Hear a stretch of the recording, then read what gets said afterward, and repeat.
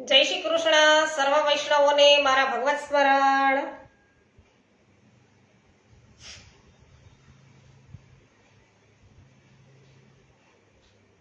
અજ્ઞાનતિમિરાન્ધસ્ય જ્ઞાનાંજન શલાકયા ચક્ષુરુન્મિલિતમેન તસ્मै શ્રી ગુરવે નમઃ। શ્રી ગોવર્ધનનાથ કી જય, શ્યામ સુંદર શ્રી યમુને મહારાણી કી જય, શ્રી વલ્લભા દેશ કી જય, શ્રી ગુસાઈજી પરમ દયાલ કી જય।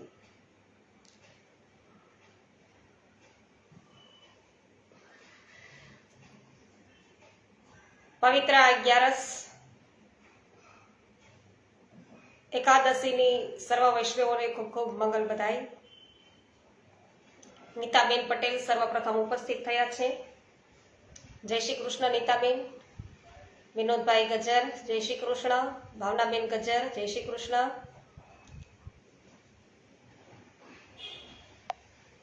જયંતિલાલભાઈ પેશીવાડિયા જય શ્રી કૃષ્ણ, સ્વાગત છે આપનું। શ્રી ગર્ગ સંહિતા દ્વારિકા ખંડ અને અધ્યાય 7 ની અંદર આપણે પ્રવેશ કરીએ છીએ। નારદજી અહીં કહી રહ્યા છે કે રૂકમણીનું અપહરણ અને મિત્રોના પરાજયના વૃત્તાંત સાંભળીને ભીષ્મક પુત્ર રૂકમીએ બધા રાજાઓના સાંભળતા આ પ્રતિજ્ઞા કરી કે હે રાજાઓ, આપ લોકોની સમક્ષ હું આ સત્ય પ્રતિજ્ઞા લઉં છું કે યુદ્ધમાં શ્રી કૃષ્ણને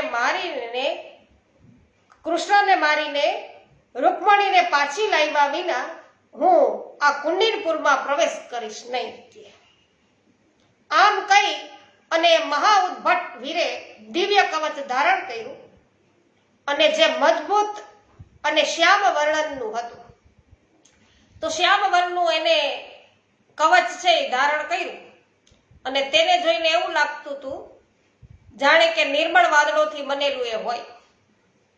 પછી તેણે મસ્તક પર સિંધુ દેશીય શીરસ્ત્રાણ ટોપ છે એ રાખ્યું। સૌવીર દેશનું બનેલું સુંદર ધનુષ્ય,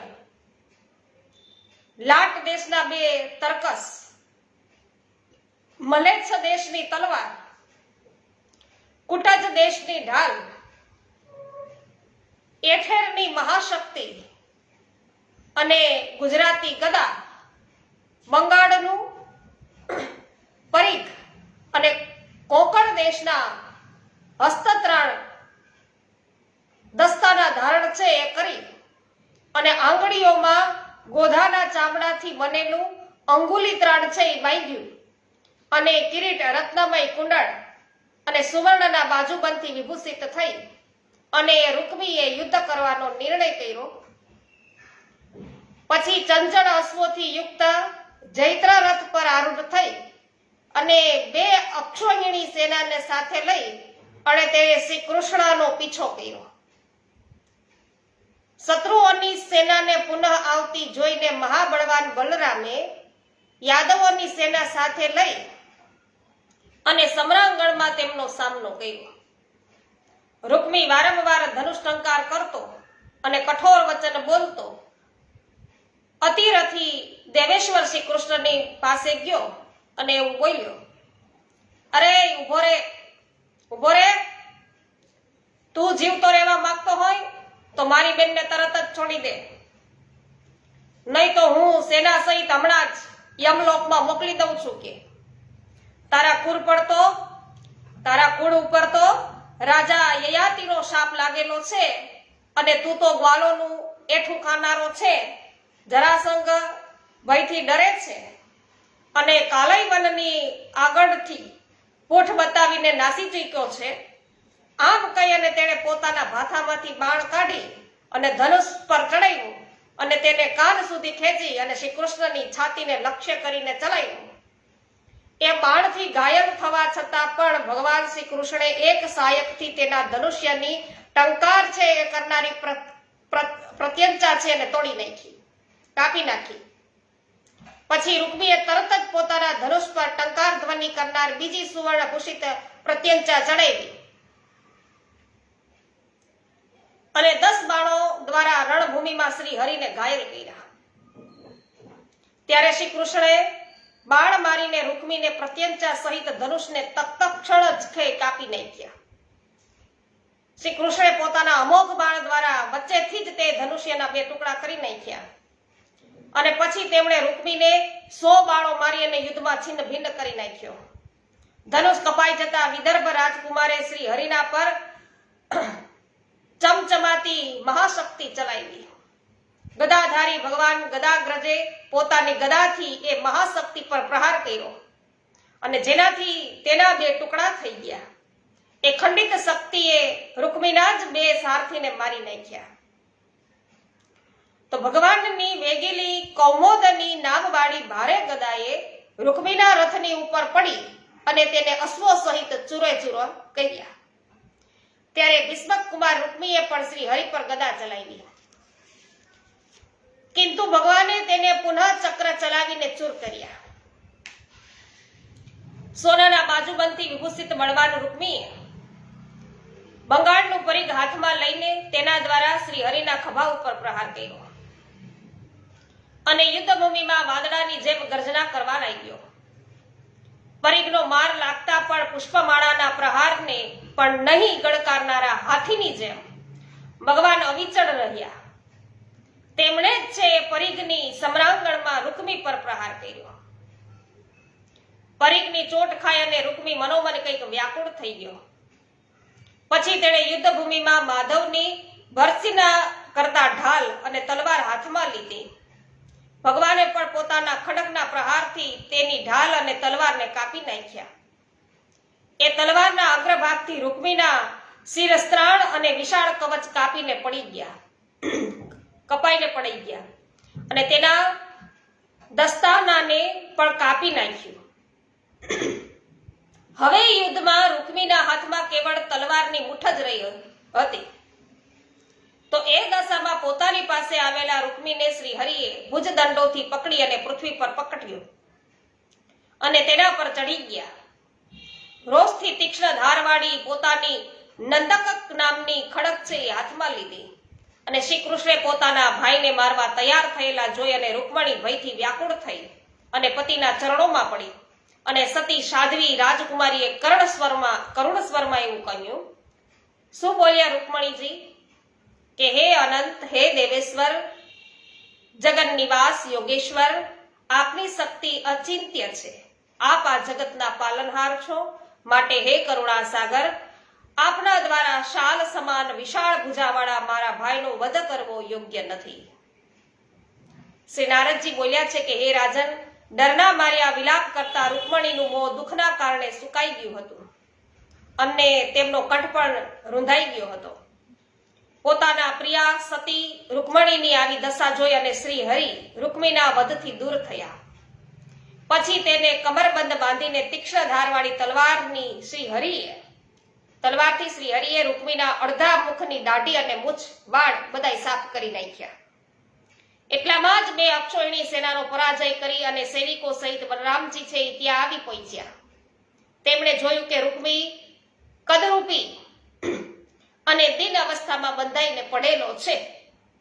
પછી તો તેમના હૃદયમાં દયા આવી ગઈ અને તેના બંધન છે ખોલી નાખીને બલરામજીએ શ્રી હરિને ઠપકારતા કહ્યું કે હે કૃષ્ણ, તમે આ સારું કર્યું નથી.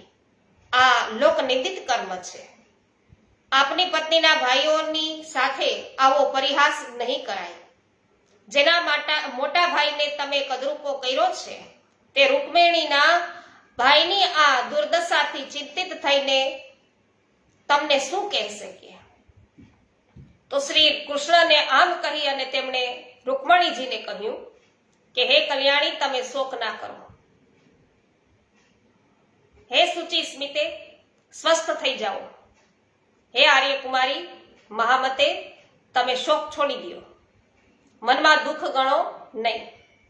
પ્રિય અથવા અપ્રિય જે કંઈ પણ પ્રાપ્ત થાય છે તે સર્વ કાળનું કરેલું હું માનું છું. કે જેમ વાદળાની ઘટા વાયુને આધીન હોય છે તે પ્રકારે આ અખિલ વિશ્વ કાળને વશ છે.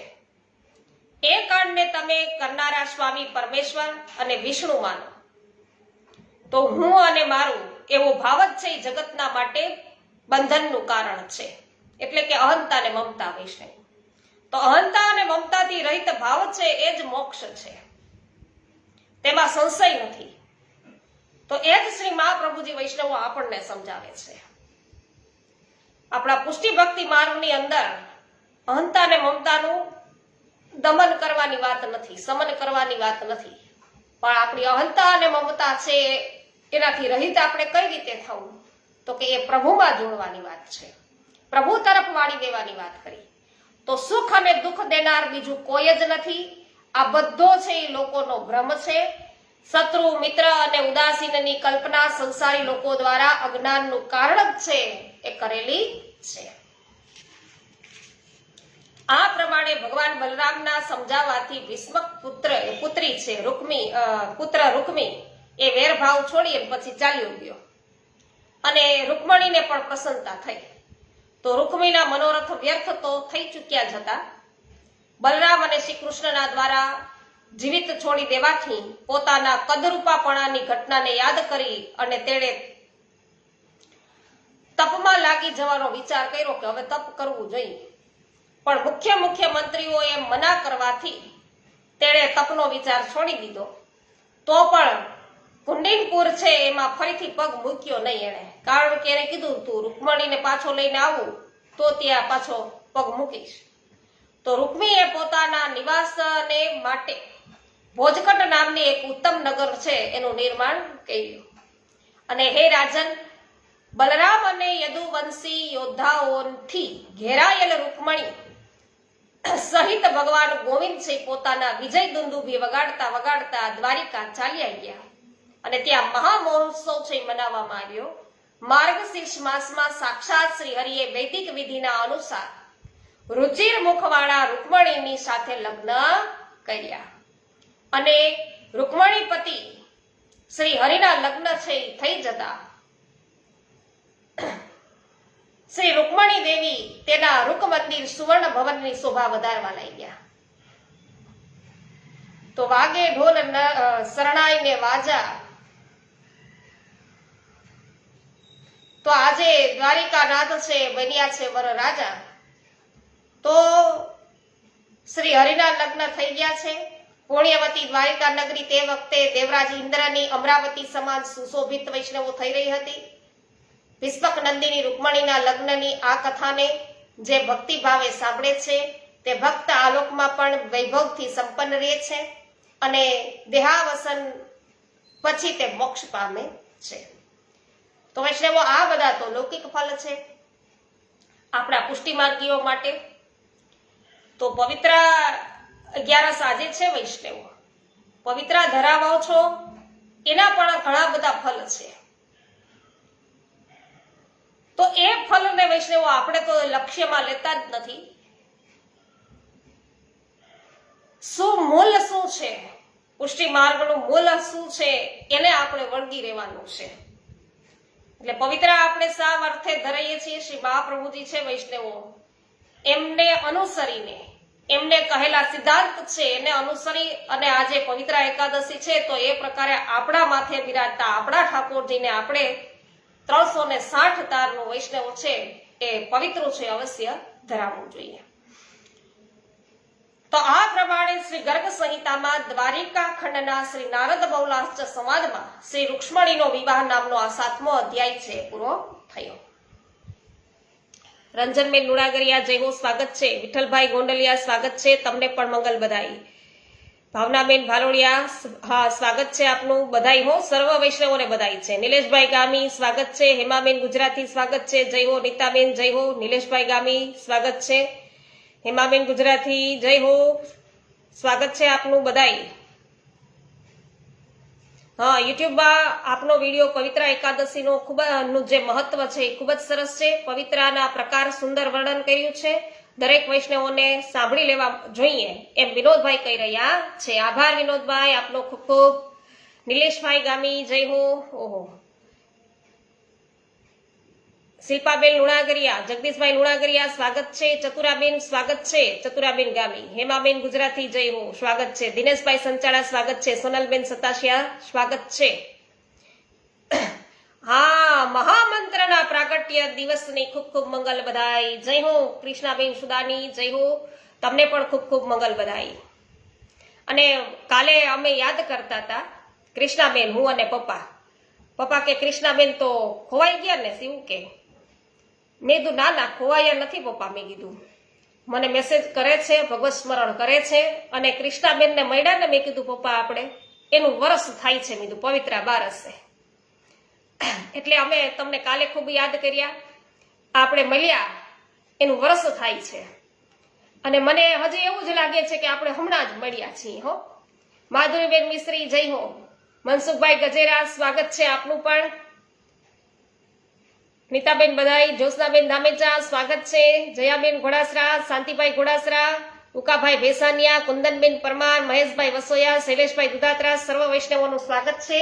વૈષ્ણવો બધા પોસ્ટ શેર કરો છો એ બદલ આપનો ખૂબ ખૂબ આભાર. હંસાબેન પટેલ સ્વાગત છે. જયશ્રીબેન પટેલ સ્વાગત છે. શૈલેષભાઈ પ્રજાપતિ સ્વાગત છે બધાઈ. સૂર્યકાંતભાઈ રામાણી સ્વાગત છે બધાઈ. બાબુભાઈ ગોટી સ્વાગત છે. જે.આર. વડાલિયા સ્વાગત છે. વિનોદભાઈ બધાઈ, વ્રજભાઈ કંડોરિયા, ગીતાબેન ભુવા, કરશનભાઈ ભુવા, રંજનબેન લુણાગરિયા, કાંતાબેન કોઠડિયા, લલિતાબેન અકબરી, સર્વ વૈષ્ણવજનોનું સ્વાગત છે. રમેશભાઈ પટેલ સ્વાગત છે બધાઈ. ઉન્નતિબેન ભીમાણી સ્વાગત છે. કંચનબેન પટેલનું પણ સ્વાગત છે. હા જો કૃષ્ણાબેન કે છે કે વૈષ્ણવ યાદ કરે એ મારું મહાન ભાગ્ય છે. જય હો. લીનાબેન ઉંધાદ આપનું સ્વાગત છે. દીપકભાઈ સ્વાગત છે. ગોપાલભાઈ ગુમલિયા, કરશનભાઈ ગુમલિયા સ્વાગત છે. હેમાબેન જય હો બધાઈ. વૈષ્ણવો અધ્યાય 8 ની અંદર આપણે પ્રવેશ કરીએ. શ્રી નારદજી અહીંયા કહી રહ્યા છે બહુલાશ્ચ રાજાને. કૃપાબેન ત્રાંબડિયા સ્વાગત છે આપનું કે હે મિથિલેશ્વર, હવે શ્રી કૃષ્ણની બીજી પત્નીઓ સાથે મંગળમય લગ્નનું વૃત્તાંત સુણો કે જે સઘળા પાપોને દૂર કરનાર, પુણ્યદાયક તથા આયુષ્યની વૃદ્ધિનું સર્વોત્તમ સાધન છે. સત્રાજીત નામે પ્રસિદ્ધ યાદવને સાક્ષાત ભગવાન સૂર્યનારાયણે શ્યમંતક મણી આપ્યો હતો અને ભગવાન શ્રી કૃષ્ણે રાજા ઉગ્રસેનને માટે મણી છે એ માગ્યો. તો હે મિથિલેશ્વર, સત્રાજીતે એ દ્રવ્યના લોભથી એ મણી છે એ આપ્યો નહીં. તો કોનો લોભ હતો એને? દ્રવ્યનો. કારણ કે મણીથી જ દરરોજ 8 ભાર સુવર્ણ છે ને સ્વતઃ પ્રાપ્ત થતું હતું. એટલું સોનું આ મણી આપતો હતો. તો એક દિવસ સત્રાજીતનો ભાઈ પ્રસેને મણીને પોતાના કંઠમાં બાંધી અને સિંધુ દેશીય અશ્વ ઉપર આરૂઢ થઈ અને શિકાર ખેલવા માટે વનમાં વિચરવા લાગ્યો. ત્યાં એક સિંહે પ્રસેનને મારી નાખ્યો. પછી એ સિંહને પણ જાંબવાને મારી નાખ્યો અને તત્કાળ એ મણી લઈ અને જાંબવાન પોતાની ગુફામાં ચાલ્યો ગયો.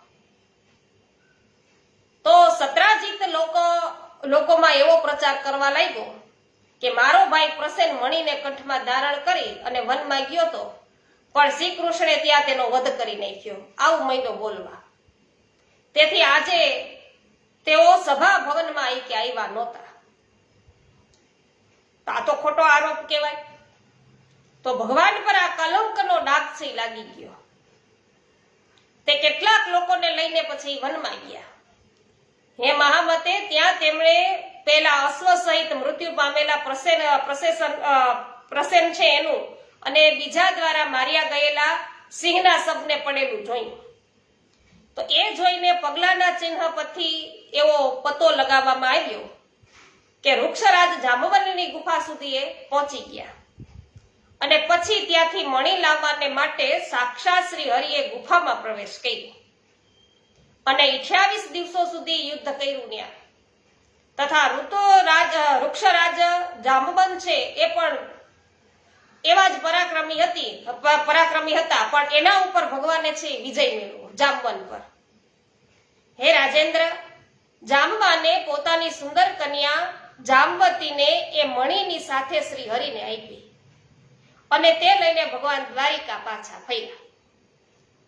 તેમણે સત્રાજીતને મણી આપ્યો અને કલંકથી મુક્ત થયા. અને સત્રાજીતને પોતાના કૃત્ય પર ઘણી બધી લજા આવી અને તેનું મુખ છે નીચું કરી અને ભયભીત રહેવા લાગ્યો. હે મિથિલેશ્વર, તેણે યાદવ પરિવારમાં શાંતિ જાળવવા માટે પોતાની પુત્રી સત્યભામા અને તે મણી ભગવાનના ચરણોમાં અર્પણ કર્યો. તો જાંબવને પણ મણી અને પુત્રી આપ્યા, આને પણ મણી અને પુત્રી આપ્યા. પછી બંધુ વત્સલ ભગવાન શ્રી કૃષ્ણ પાંડવોની સહાય અર્થે ઇન્દ્રપ્રસ્થ દિલ્હી ગયા અને તેમણે વર્ષા ઋતુના 4 માસ ત્યાં ગાળ્યા.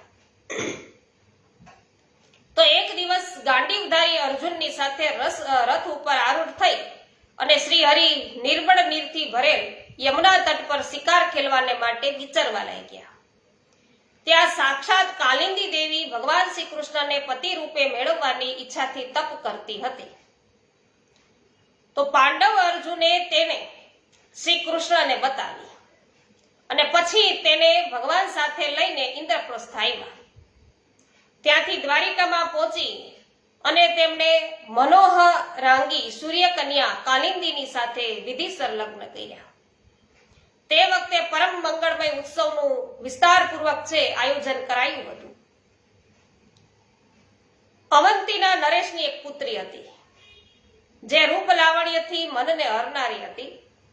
તેનું નામ મિત્રવિંદા હતું. તે ભગવાન શ્રી કૃષ્ણ રૂકમણીની જેમ જ મિત્રવિંદાને પણ સ્વયંવરમાંથી હરણ કરી લાવ્યા. તો રાજા નગ્નજીતને એક પુત્રી હતી જે લોકોમાં સત્યાને નામે જાણીતી હતી. તેના લગ્નના માટે રાજાએ એવી પ્રતિજ્ઞા કરી હતી કે જે 7 સાંઢોને એક સાથે જ નાથે તે વીરને હું મારી પુત્રી આપીશ. તો ભગવાન શ્રી કૃષ્ણે બધા લોકોની નજર સમક્ષે 7 સાંઢોને નાથીને સત્યાની સાથે લગ્ન કર્યા. કેકેય રાજકુમારી ભદ્રાને પણ ભગવાન શ્રી હરિ તેની ઈચ્છા અનુસાર પોતાને ઘેર લાવ્યા અને ત્યાં કાલિંદીની જેમ તેમણે ભદ્રાની સાથે વિધિપૂર્વક લગ્ન કર્યા. હે રાજન, રાજા બૃહત્સેનને એક પુત્રી હતી જેને લોકો લક્ષ્મણા કહેતા હતા. તે બધા શુભ લક્ષણોથી સંપન્ન હતી. તેને ત્યાં સ્વયંવરમાં મત્સ્યવેદની શરત છે રાખેલી હતી. ભગવાને એ મત્સ્યવેદ કર્યો અને પોતાના પર આક્રમણ કરનાર શત્રુઓને પરાજિત કરી અને લક્ષ્મણાનો હાથ જાગ્યો. તો 16,100 રાજકુમારીઓ એ ભૌમાસુરના બંદીખાનામાં કેદ હતી. તો ભગવાને ભૌમાસુરનો વધ કરી અને તેને કેદમાંથી છોડાવી. તો એ ચારુદશના યુવતીઓની ઈચ્છા જોઈ અને તે તેમને પોતાની સાથે લઈ આવ્યા. એક જ મુહૂર્તમાં જુદા જુદા ભવનોમાં રહેતી એ યુવતીઓ સાથે પોતાની માયાથી તેટલા જ રૂપ છે ધારણ કરી અને ભગવાને તે બધાનું વિધિપૂર્વક પાણી ગ્રહણ છે કર્યું. તો આ પ્રમાણે 16,108 રાણીઓમાંથી પ્રત્યેક 10 પુત્રો છે બધાએ ઉત્પન્ન કર્યા. પ્રત્યેકે 10 પુત્રો ઉત્પન્ન કર્યા અને તે બધા જ ગુણોમાં પિતાના સમાન જ હતા. ભીષ્મક કન્યા રૂકમણીને સર્વપ્રથમ પ્રદ્યુમ્ન છે જન્મ્યો. તે કામદેવનો અવતાર હતો. પિતાની જેમ સર્વ શુભ લક્ષણોથી વિભૂષિત હતો. નિર્દય સંબરાસુરે 10 દિવસોની અંદર જ તેને સૂતિકા ગૃહમાંથી ઉઠાવીને સમુદ્રમાં ફેંકી દીધો. ત્યાં તેને એક મત્સ્ય ગળી ગયો. તો પણ એ કૃષ્ણકુમાર મત્સ્યના ઉદરમાં છે મર્યો નહીં. એ મત્સ્ય સંબરાસુરની પાકશાળામાં છે ચીરવામાં આવ્યો તો તેમાંથી પ્રદ્યુમ્ન નીકળ્યો અને ત્યાં તેની પૂર્વ પત્ની રતિએ તેનું પાલન પોષણ કર્યું. જ્યારે તે મોટો થયો અને યુવાન અવસ્થાને પ્રાપ્ત થયો ત્યારે તેને પોતાના શત્રુના કરતૂતની ખબર પડી. હે રાજન, પછી પોતાના શત્રુ સમરાસુર છે એનો વધ કરી એ દિવ્ય ભાર્યા રતિની સાથે દ્વારિકામાં આવ્યો. તેનું આ કાર્ય ઘણું અદ્ભુત અને વિચિત્ર હતું. હે રાજન, મહારથી શ્રી કૃષ્ણના પુત્ર પ્રદ્યુમન રૂકમિણી પુત્રીને ભોજકટ નગરમાં સ્વયંવરમાંથી હરણ કરીને લાવ્યો અને દ્વારિકામાં તેમની સાથે લગ્ન કર્યા. તો પ્રદ્યુમનને અનિરુદ્ધ નામે પુત્ર થયો અને જેની અંદર છે એ 10,000 હાથીઓનું બળ હતું.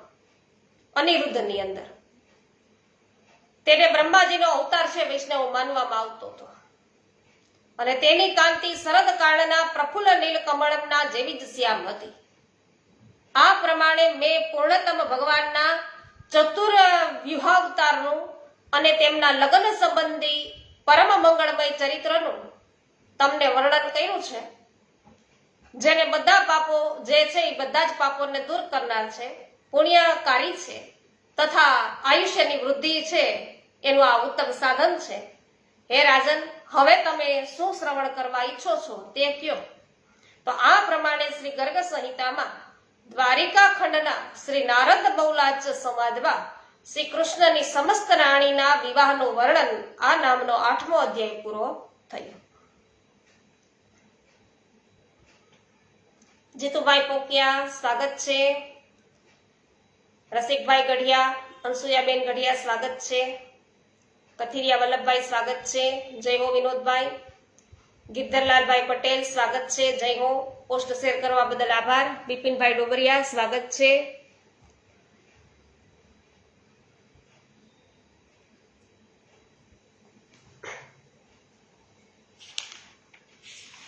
ત્યારબાદ 9મા અધ્યાયની અંદર આપણે પ્રવેશ કરીએ. બહુલાચ રાજા બોલ્યા છે કે હે મુને, ત્રિલોકમાં વિખ્યાત દ્વારિકાપુરી ધન્ય છે કે જ્યાં સાક્ષાત પરિપૂર્ણતમ ભગવાન શ્રી કૃષ્ણ નિવાસ કરે છે. તો આપના મુખેથી સાંભળ્યું છે કે દ્વારિકાપુરી સાક્ષાત શ્રી કૃષ્ણના અંગમાંથી પ્રગટ થયેલી છે. તો હે પ્રભુ બ્રહ્મન, કયા કાળમાં એ પુરી ત્યાં આવી તે મને કહેવાની કૃપા કરો. નારદજી કહે છે કે હે રાજન, તમારો સાધુવાદ છે. તમે ઘણું સારું કર્યું કે દ્વારિકાના અહીં આગમનનું કારણ તમે પૂછ્યું, જે સાંભળીને લોકઘાતકી પાપી પણ છે ને પવિત્ર થાય છે. તો લોકોનો ઘાત કરનાર હોય અને એને જે પાપ લાગ્યું હોય ને એવા પણ અહીંયા પવિત્ર થઈ જાય. આ એવું વૃત્તાંત છે કે મનુનો પુત્ર સરિયાતી નામે એક રાજા થયો. એ ચક્રવર્તી સમ્રાટ હતો. તેણે 10,000 વર્ષો સુધી આ પૃથ્વી પર ધર્મપૂર્વક રાજ્ય કર્યું. ઓહો. તો તેણે 3 પુત્રો થયા જે સર્વધર્મજ્ઞ પુરુષોમાં શ્રેષ્ઠ હતા અને તેમના નામો હતા ઉતાનબર્હી, આનર્ક અને ભૂરિશ્રેણ. તો રાજા સરિયાતીએ ઉતાનબર્હીને પૂર્વ દિશા, ભૂરિશ્રેણને દક્ષિણ દિશા અને આનર્કને આખી પશ્ચિમ દિશાનું રાજ્ય આપ્યું. પછી તેણે પુત્રોને એવું કહ્યું કે આ સમસ્ત પૃથ્વી મારી છે. મેં ધર્મપૂર્વક એનું પાલન કર્યું છે અને બલિષ્ઠ થઈ અને બળપૂર્વક તેનું પાલન કર્યું છે. તેથી તમે લોકો પણ એનું પાલન કરો. પિતાની આ વાત સાંભળીને વચલા પુત્ર જ્ઞાની આનર્તે હસતા હસતા આવા જ્ઞાનમય એવા વચનો છે કહ્યા. શું બોલ્યા આનર્ત કે હે રાજન, આ સમગ્ર પૃથ્વી કઈ આપની નથી. ન તો તમે એનું પાલન કર્યું છે કે ન તો આપના બળથી તેનું પાલન કર્યું છે. હે રાજન, બલિષ્ઠ તો શ્રી કૃષ્ણ ભગવાન છે. તેથી આ પૃથ્વી શ્રી કૃષ્ણ દેવની છે. જય હો. તો તેમણે એનું પાલન કર્યું અને તેમના તેજથી આ સમસ્ત વસુંધરાનું પાલન થયું છે. ભગવાન શ્રી હરિના સમાન બલિષ્ઠ બીજું કોઈ જ નથી. તે જ ભગવાન પોતાની પ્રકટ કરેલા જગતની સૃષ્ટિ, પાલન અને સંહાર કરે છે. તો તે જ પરબ્રહ્મ પરમાત્મા છે અને તે જ ભગવાન સ્વામી કાળ છે, જે બધા પ્રાણીઓની અંદર પ્રવેશ કરીને સર્વના આશ્રય છે તે વિશ્વ સંજ્ઞક અધિયજ્ઞ સાક્ષાત પરિપૂર્ણત્રમ શ્રી હરિ જ છે. તો જેના ભયથી હવા ચાલે છે, જેના ભયથી સૂર્ય તપે છે, જેના ભયથી પૂર્જન્ય દેવ વર્ષા કરે છે, અને જેના ભયથી મૃત્યુ છે એ ઘૂમતું રહે છે, તો હે રાજન, એ સાક્ષાત પરિપૂર્ણતમ પરમાત્મા શ્રી કૃષ્ણનું હૃદયપૂર્વક છે એ અહંકાર શૂન્ય થઈને ભજન કરવું જોઈએ. કે આવું પિતાને ઉપદેશ આપી દીધો વૈષ્ણવ. તો કેટલા જ્ઞાની હશે આ આનર્થ રાજા. તો વૈષ્ણવો સૂર્ય તાપ આપે છે પણ પ્રભુના ભયથી આપે છે એવું કીધું. એટલે કે પ્રભુની આજ્ઞાનું પાલન બધા કરે છે. વરસાદ વરસે છે તો વર્ષા કરનાર દેવ છે ઇન્દ્ર, જેના રાજા છે, વરુણ દેવ છે, એ બધા તો પ્રભુની આજ્ઞાઓનું પાલન કરનાર છે. અહીંયા નારદજી બોલ્યા છે કે હે મિથિલેશ્વર, રાજા સાર્યથી જ્ઞાન પ્રાપ્ત કરી અને પુત્રના વાઘ બાળોથી ખીન થયા. ગુસ્સાથી ફફડતા હોઠો દ્વારા પોતાના જે વચેટ પુત્ર છે ને એને એવું કીધું. શું બોલ્યા સાર્યથી? કે આ ખોટી બુદ્ધિ વાળા બાળક દૂર હટ, ગુરુની જેમ મને ઉપદેશ કેવી રીતે આપી શકે છે? કે જ્યાં લગી મારું રાજ્ય છે ત્યાં સુધીની ભૂમિ પર તું નિવાસ કરતો નહીં. તે જે સર્વસહાયક શ્રી કૃષ્ણની આરાધના કરી છે તે ભગવાન પણ શું તારા માટે કોઈ નવી પૃથ્વી આપશે? કે એટલે કીધું કે અહીંયા ક્યાંય રહેતો નહીં, આ મારી પૃથ્વી છે.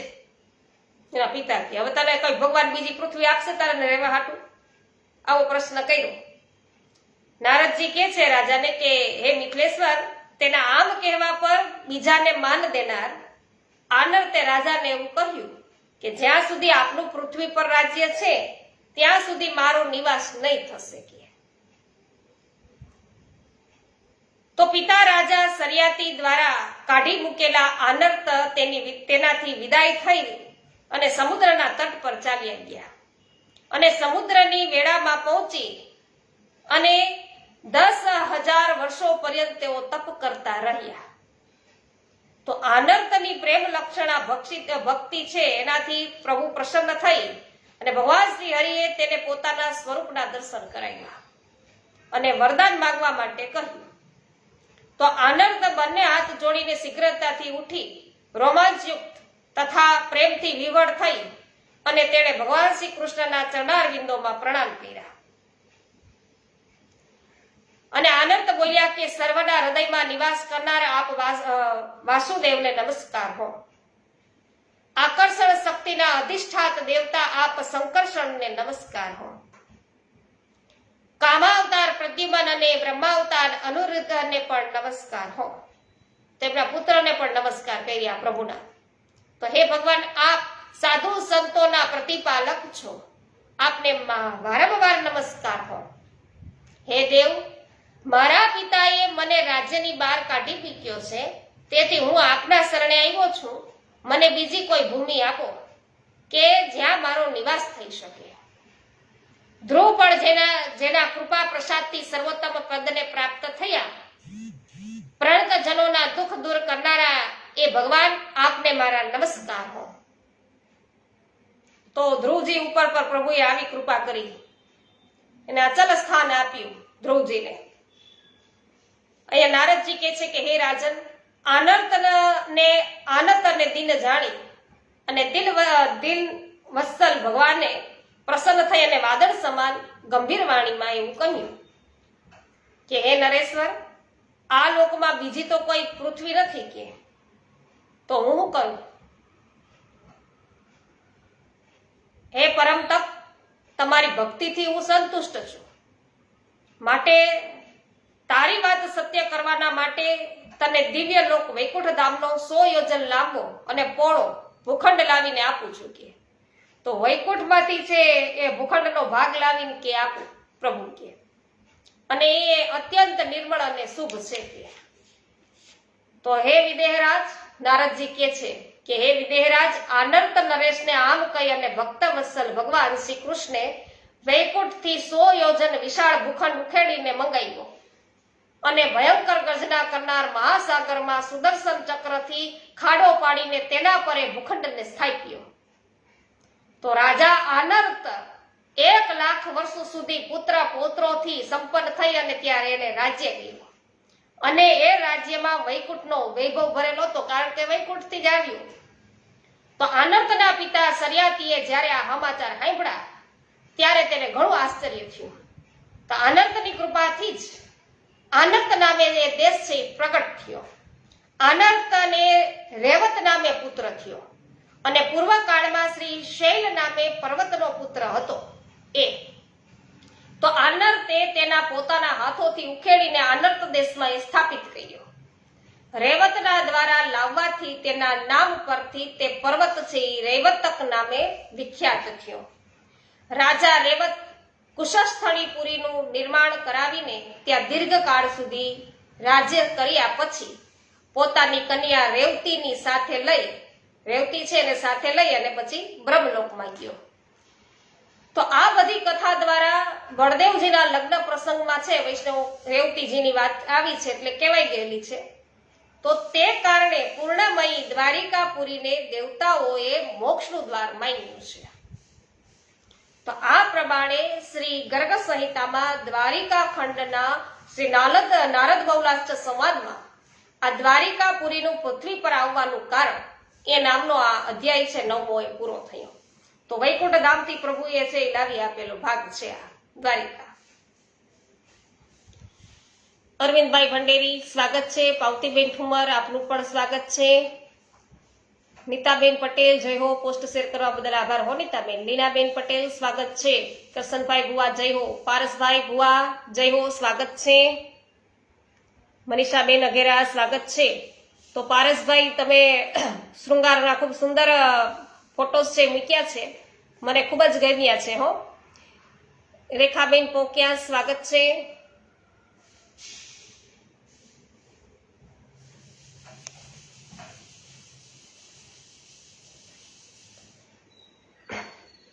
વૈષ્ણવો મારી એવી ઈચ્છા છે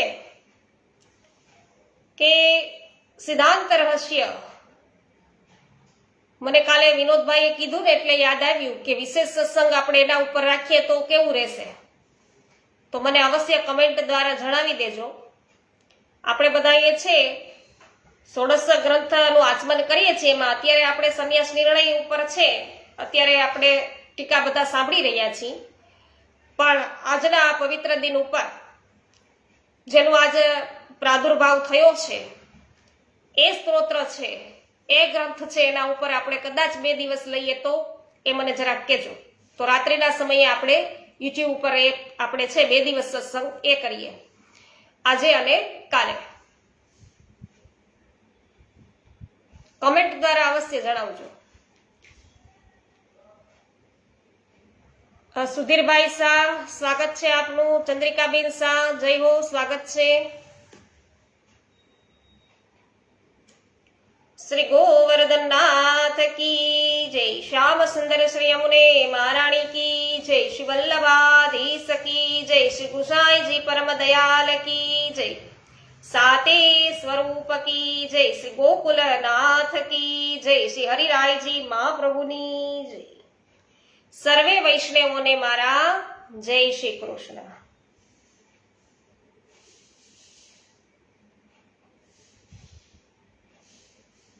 વિનોદભાઈ હેમાબેન એની હા આવી ગઈ છે.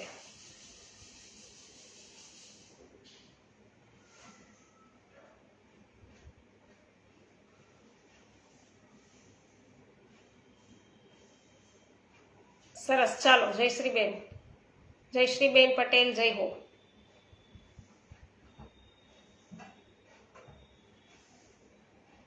રંજનબેન પણ બરાબર કહી રહ્યા જય હો. મનીષાબેન અઘેરા પણ જય હો. સરસ, ચાલો. તો આપણે અવશ્ય વિચારીએ છીએ આજ રાત્રિના સમયે સિદ્ધાંત રહસ્ય ઉપર. બરાબર? હા રંજનબેન.